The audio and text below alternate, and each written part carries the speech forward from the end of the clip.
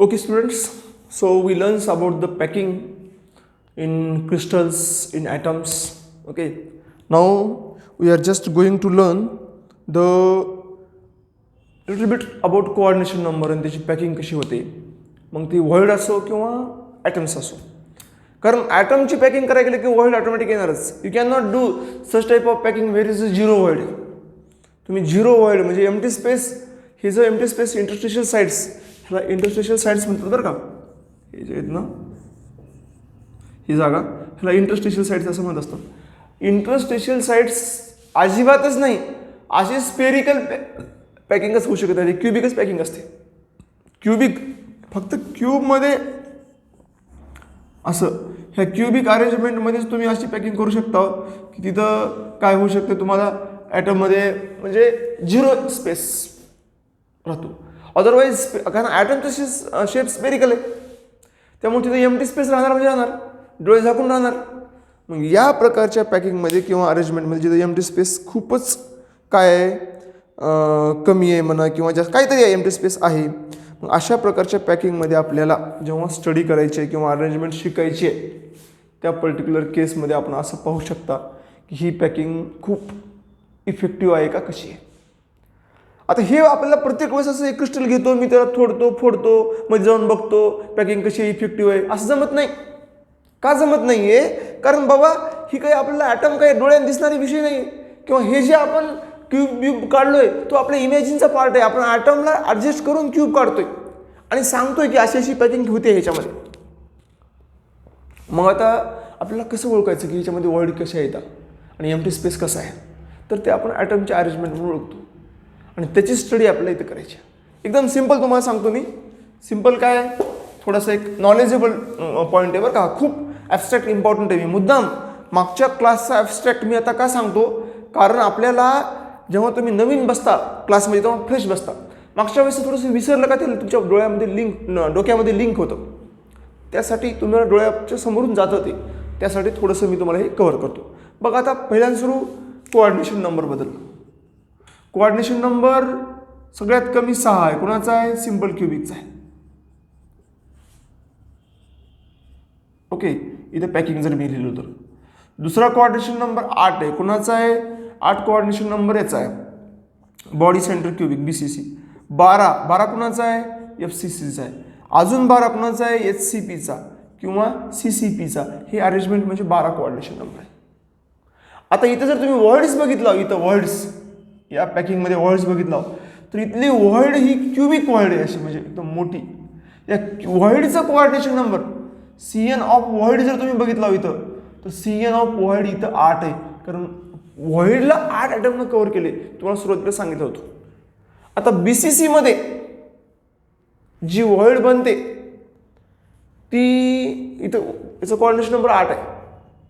ह्याच्यामध्ये जी वर्ल्ड बनते आणि याच्यामध्ये जी वर्ल्ड बनते, BCC मध्ये पण मोस्टली जे वर्ल्ड बनतात ते ऑक्टाहायड्रल आणि टेट्राहायड्रलच बनतात. म्हणजे वर्ल्ड्स मोस्टली TVs और OVs बनतात. आणि ह्या जर बनल्या तर कोऑर्डिनेशन नंबर तुम्हाला सांगायची गरज, सॉरी, या वर्ल्डमध्ये TVचा कोऑर्डिनेशन नंबर किती आहे? TVचा कोऑर्डिनेशन नंबर 4 आहे. कसं काय? कारण त्याला 4 जणांनी कव्हर केले. आणि OVचा कोऑर्डिनेशन नंबर किती आहे? 6 आहे, कारण त्याला 6 जणांनी कव्हर केले. इथं पण TVचा म्हणजे ते सेमच येतं, हे सगळं सेमच आहे वर्ल्डच्या बाबतीमध्ये बरं का.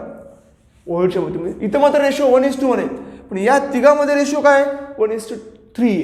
म्हणजे एक ॲटम असतील तर तेवढ्याच OV आणि त्याच्या दुप्पट TV, म्हणजे एक N ॲटम असतील तर बघा, N ॲटम असतील तर NOV plus 2N TV, total 3N झाल्या, 3N वर्ड झाल्या. म्हणजे एकाच 3 रेशो तुम्ही म्हणू शकता. म्हणजे इमॅजिन करा, इथे छोट्या वर्ड्स आहेत, इथं खूप मोठी वर्ड, एकच वर्ड आहे पण याचा एरिया खूप जास्त आहे. सिम्पल क्युबिकमध्ये खूप म्हणजे खूप जास्त एरिया आहे, त्या व्हॉल्यूम आहे. एरिया म्हणण्यापेक्षा व्हॉल्यूम म्हणू शकतो आपण. तिचं व्हॉल्यूम इथं खूप जास्त तुम्हाला पाहायला मिळतं. हे झालं वर्ल्डबद्दल इन्फॉर्मेशन, जे ॲबस्ट्रॅक्ट आहे आपल्यासाठी पॅकिंगमध्ये, अरेंजमेंटमध्ये, सगळ्यामध्ये.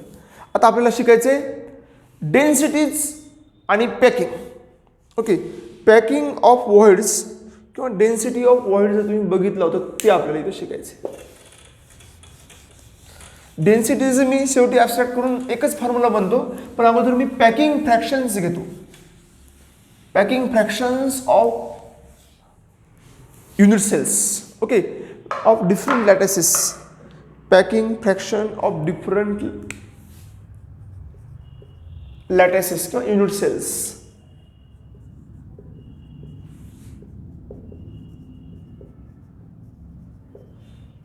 ऑफ लॅटिसेस.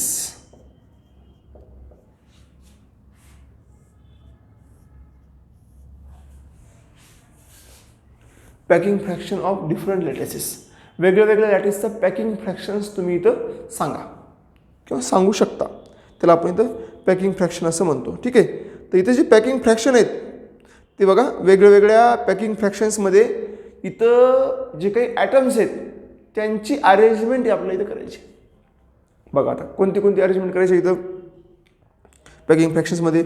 सगळ्यात पहिली आहे, कुणाकुणाचा अरेंजमेंट आपण करतो किंवा ती झालेली असते, आपल्याला फक्त पॅकिंग फ्रॅक्शन्स काढायचे. पहिल्यांदा सुरू आहे सिंपल क्युबिक क्रिस्टल.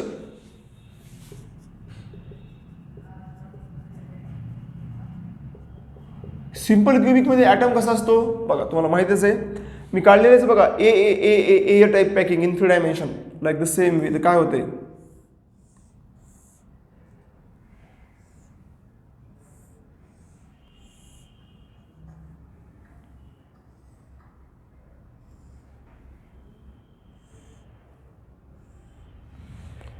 ओके, ही आपली सिंपल क्युबिक आहे. इथं ॲटम कुठं असतात, प्रत्येक कॉर्नरला ॲटम असतात आणि टच करतात ते एकमेकाला. असं म्हणजे इथं इथं छोटे छोटे काढतो कारण इथं आपल्याला कळावं असं त्या अँगलनं, पण हे एकमेकाला टच करतात बरं का. एक छोटंसं तसं पण काढून दाखवतो मी तुम्हाला. हे 8 ॲटम्स आहेत. ओके, छोटं कसं आहे हे बघा.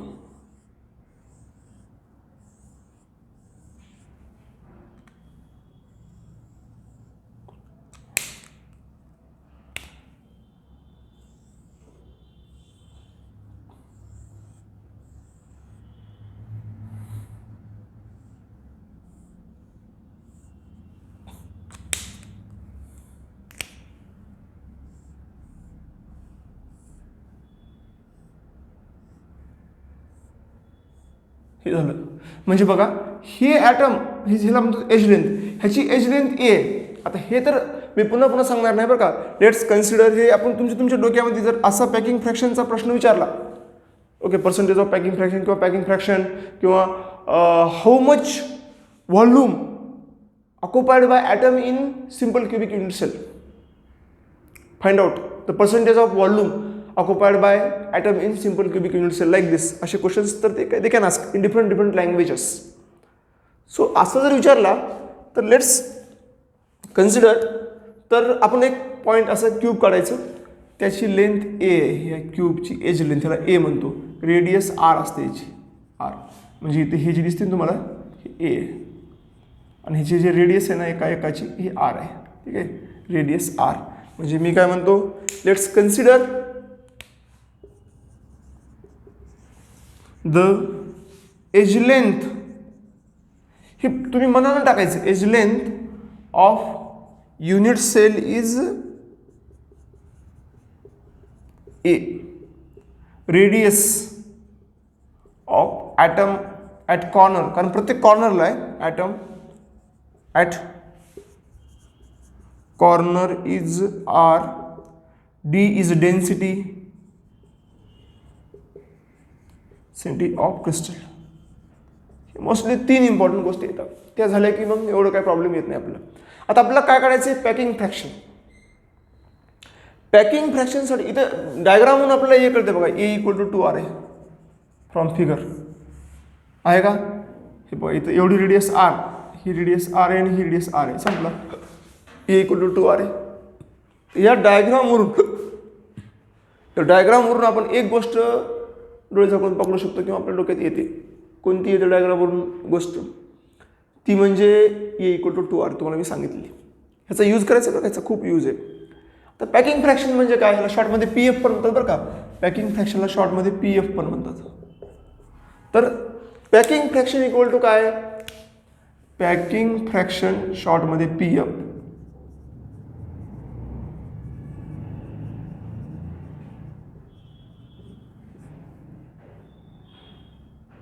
इक्वल टू काय, number of atoms in the unit cell, volume, कुणाचं volume, number of atoms in the unit सेलचं व्हॉल्यूम. पॅकिंग फ्रॅक्शन म्हणजे काय, fractions of space occupied by atom in that unit cell. त्या युनिट सेलमध्ये जे तुम्ही समजा युनिट सेलला म्हणून मी युनिट सेलचे व्हॉल्यूम 100 मीटर क्यूब आहे, मीटर खूप झालं, सेंटीमीटर क्यूब असं काहीतरी म्हणा 100, त्यापैकी 10 सेंटीमीटर क्यूब पुन्हा ऑक्युपाय केले, ॲटमनं ऑक्युपाय केले, म्हणजे 10 भागिले 100 0.1.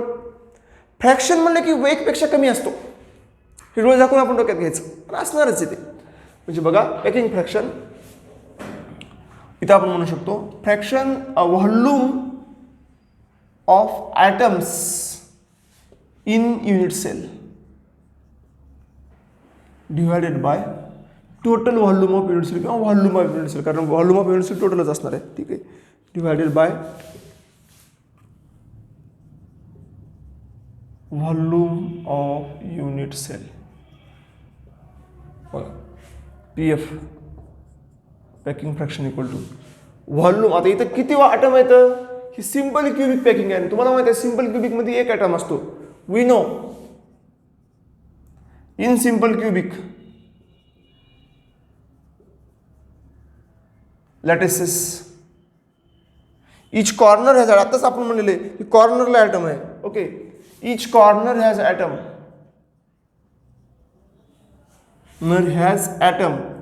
आणि त्याचं कॉन्ट्रीब्युशन किती आहे, अँड इट्स कॉन्ट्रीब्युशन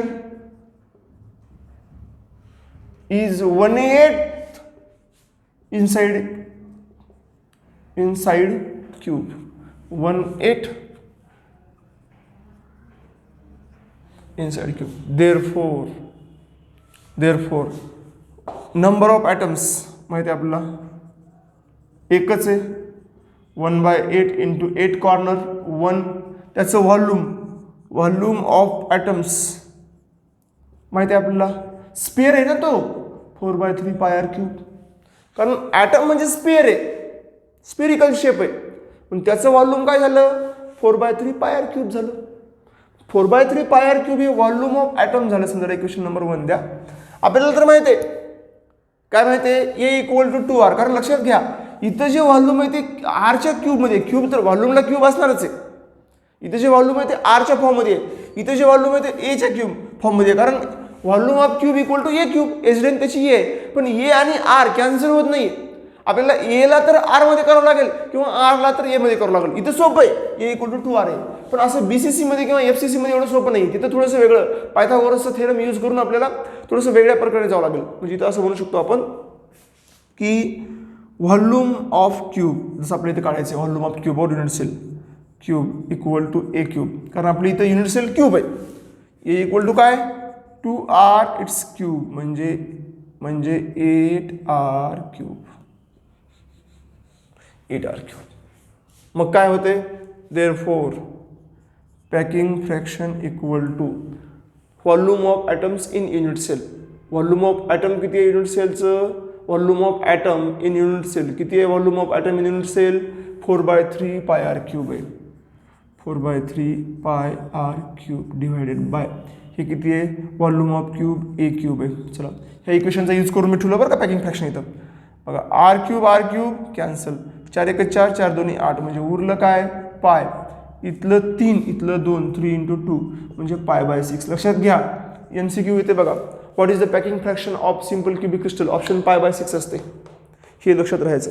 कारण 3π/28 किंवा √3π/8 असलं काही पण विचारतात ते, त्यावेळेस ते वेगळेच असते, त्यामुळे तिथं कन्फ्युजन व्हायचं नाही. हे तुम्हाला मी सांगणार आहे टेबलमध्ये, पण असल्या गोष्टी आपल्या डोक्यामध्ये आत्ताच बसल्या पाहिजेत, ठीक आहे. मग आता पुढं काय होईल, पुढं तर तुम्हाला माहितीच आहे. आता पुढं काय करू शकतो आपण, ह्याला कॅल्क्युलेशन जर केलं होतं का, PF इक्वल टू पायची व्हॅल्यू 3.14 ठेवून जर तुम्ही कॅल्क्युलेशन केलं व्हायचं तर हे येते 0.524 एवढे येते बघा.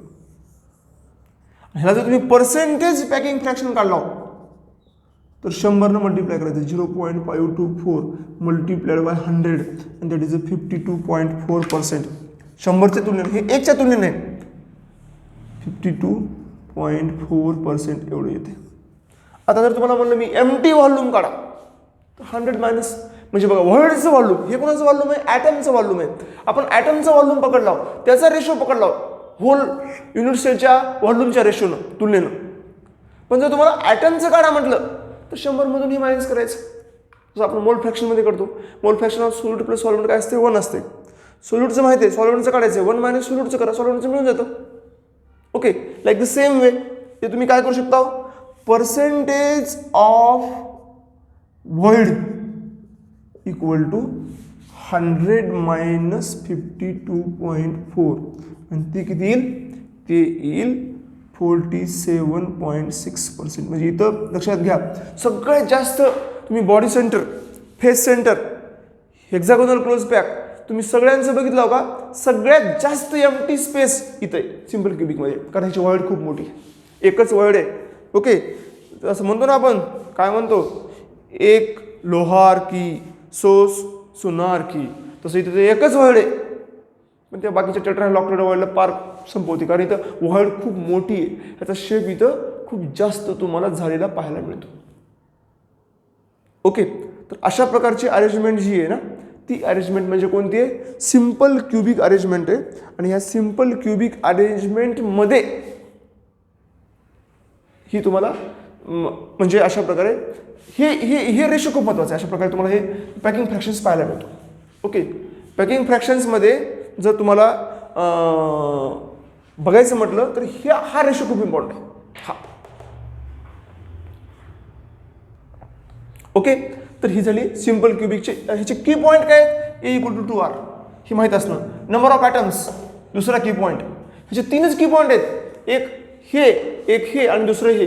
बाकीचं तुम्ही करू शकता ऑटोमॅटिक. ह्याला काही एवढा जास्त वेळ लागत नाही किंवा जेवढा जास्त वेळ ताण घ्यायची गरज नाही आहे. आता झालं असंच सिंपल क्युबिक आहे ना. आता याच्यानंतर आपण असंच शिकू बॉडी सेंटर क्युबिक. हे पण एकदम सोपं आहे. तिथं फक्त एकच आहे, इथं बॉडी सेंटरमध्ये ॲटम आहे. तिथं काय फरक पडेल? इथं झेड इफेक्टिव्ह काय आहे? इथं एकच ॲटम आहे. बॉडी सेंटरमध्ये 2 ॲटम असतील, इथे 1 ॲटम आहे. त्याचं आपण इथं अरेंजमेंट बघूत म्हणा.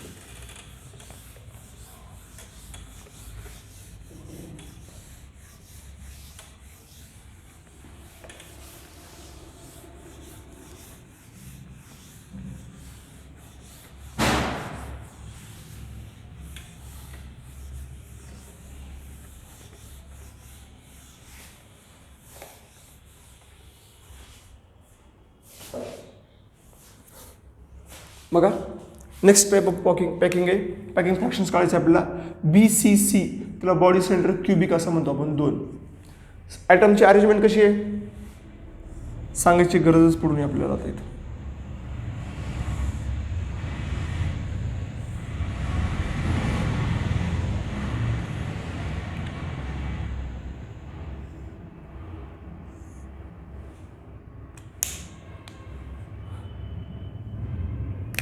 ओके, तर बघा काय होते इथे. इथे कॉर्नरला ॲटम असतात. इथे ते कॉर्नरला तर ॲटम असणारच, त्याच्याबद्दल काही सांगायचं आपल्या मनामध्ये डाऊटच नाही. कॉर्नरला ॲटम असणारच.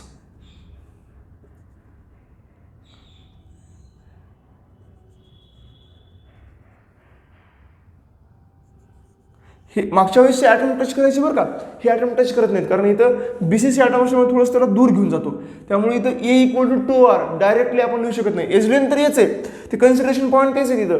Let's consider a is the edge length of the unit cell, r is the radius of the atom, d is the density किंवा लाईक दिस. ओके, हे जे आहेत ना ह्याला काही कन्सिडर करायचं नाही, ते तर संपून जाईल. ते एकाच जागी असतं. ते एकदा कन्सिडर केलं का तेच पुन्हा पुन्हा तेच असते.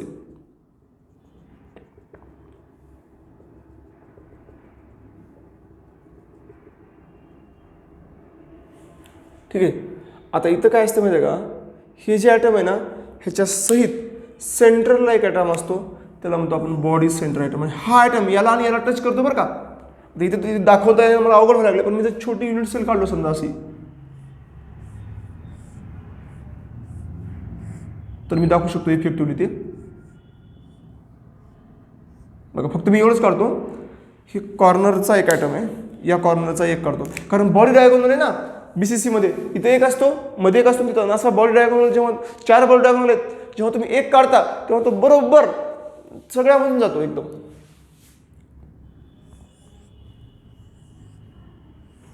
लाईक दिस. हे बघा, हे पाठीमागचा कॉर्नर आहे, हे पुढचा कॉर्नर आहे, हे पुढची लाईन आहे, पाठीमागची लाईन आहे. लाईक दिस सेंटरमधून चाललं आहे. ओके, हे कॉर्नर म्हणजे ह्याला समजा मी पॉईंट ए म्हणलो, याला बी म्हणलो, याला सी म्हणलो, याला डी म्हणलो समजा. हे जर तुम्ही बघितलं तर हे ए सी घेतलं.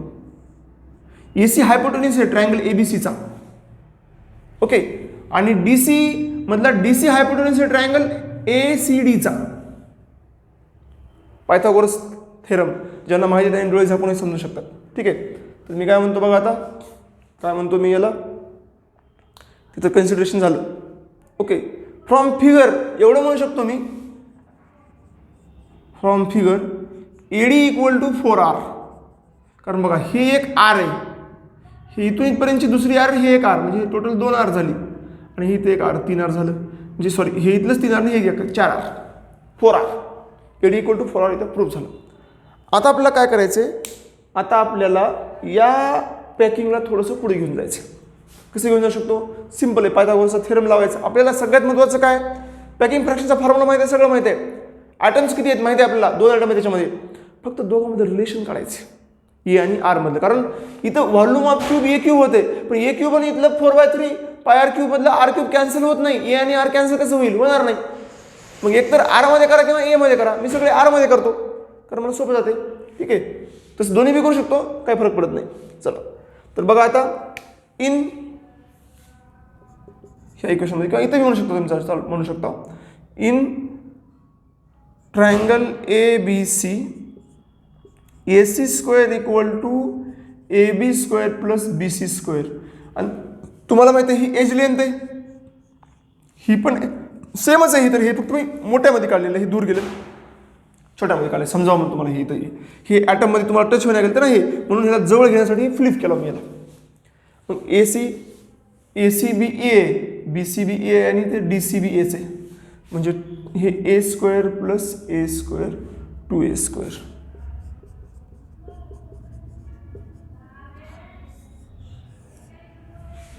ओके, आता ट्रायंगल पकडतो मी ACD. ट्रायंगल पकडतो मी ACD. ट्रायंगल कोणती आहे? ACD. ओके, मग ACD ट्रायंगल राईट अँगल आहे. हा जो C अँगल आहे ना तो राईट आहे, 90 डिग्रीचा आहे. मग काय होऊन जातो हा? मग हा होतो काय तर आपला DC हा DC AC sorry ED hypotenuse आहे, बरोबर आहे. AD square equal to AC square plus DC square. DC A AC square 2A square आहे, 2A square plus A square म्हणजे 3A स्क्वेअर. म्हणजेच काय, और इथं वर लिहितो, और AD इक्वल टू √3A. आपल्याला फिगर पासून माहिती आहे AD इक्वल टू 4R आहे. We know from figure AD equal to 4R. So we know AD equal to 4R. Therefore √3A equal to 4R और A इक्वल टू 4R/√3. हे खूप महत्त्वाचं आहे. BC जसं A इक्वल टू 2R होतं simple क्युबिकला, तसं हे महत्त्वाचं आहे. आता आपल्याला बाकीचं तर माहिती आहे. काय माहिती आहे? Volume of cube A cube आहे, A क्यूब आहे. झेड किती आहे? Volume number of atoms BCC मध्ये 2 ॲटम्स आहेत, 1/8 इंटू 1 अख्खाच्या अख्खा. In BCC number of atoms equal to 1/8 into 8 plus 1 at body center. हे टोटल 2 atoms. त्यांचं जर व्हॉल्यूम घ्यायचं, volume of atoms,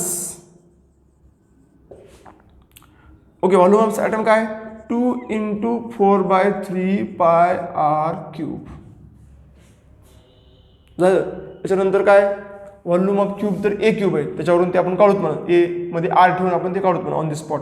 so packing fraction PF equal to volume of atoms divided by volume of unit sale.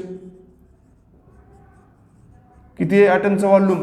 2 म्हणजे 8/3πr³ divided bye ह्याचं volume काय हे ठेवायचे ए cube मध्ये जागी हे ठेवलो मी 4r/√3 याचा क्यूब जर मी केलो तर काय येईल तर it is equal to 8/3πr³ divided by 16 r³ divided by 3√3 ह्याचा 8 1 8 8 8 64 3 3 कॅन्सल म्हणजे काय उरतंय पॅकिंग फ्रॅक्शन इक्वल टू 8 खाली 8 उरले बरं का वरी पाय उरले √3 खालचं √3 वर जाईल हे r³ कॅन्सल खालचं √3 वर जाईल म्हणजे √3π डिवायडेड बाय 8 बघा हे ह्याचा पॅकिंग फ्रॅक्शन आहे. तसं मागं याचा काय होता π/6 होता तसं याचं हाय √3π/r हे जर व्हॅल्यू तुम्ही ठेवला तर पॅकिंग फ्रॅक्शन येतो 0.68 व्हॅल्यू पुट करून 3.14 1.732 कॅल्क्युलेशन केलं तर ते 0.68 येते. आता हे तुम्ही घरी करू शकता त्याला टाइमपास करायचं नाही अशा गोष्टीमध्ये. ओके हे डोक्यात ठेवून द्यायचं विषय संपला पुढे जायचं कारण आपल्याला प्रत्येक गोष्ट प्रत्येक वेळेस जर तीच गोष्ट पुन्हा पुन्हा करत बसलो त्याच्यामध्ये काही हे नाही येत नाही म्हणजे त्याच्यात काही मजा येत नाही नवीन करायला मजा येतो. ठीक आहे तर बघा पॅकिंग फ्रॅक्शन एवढं आहे. पर्सेंटेज पॅकिंग फ्रॅक्शन किती येईल ऑटोमॅटिकली पर्सेंटेज पॅकिंग फ्रॅक्शन येईल 68% 0.68 मल्टिप्लाइड बाय 100 68% आणि percentage empty space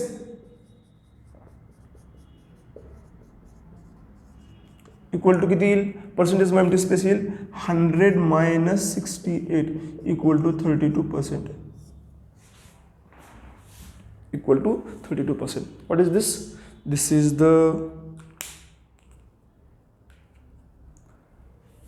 packing fractions of BCC body center cube. Okay त्याच्यामध्ये एम्प्टी स्पेस 32% बघा मागच्यामध्ये एम्प्टी स्पेस किती होता 47.6 होता इथं 32 म्हणजे एम्प्टी स्पेस कमी झाला म्हणजे इफेक्टिव्ह पॅकिंग झाली मोर नंबर ऑफ ॲटम्स आले मध्ये म्हणून तर इथे 2 ॲटम आले म्हणून तरी झालं की असं आपल्याला काय 2 ॲटम आले त्याचे दुप्पट होईल दुप्पट होत नसते ॲटमचे साईज आपल्या युनिट सेलची साईज ह्याचा विचार करत असताना अशा गोष्टी त्याच्या एका वेगवेगळ्या अँगलनं वाढतात त्याचा विचार करावा लागतो आपल्याला इथं आणि ते कॅल्क्युलेशन करूनच करावं लागतं उगा आपल्या मनाने इमॅजिन करून इथं काढता येत नाही. ठीक आहे तर हे झालं packing fractions of body centre cubic. Let's stop here.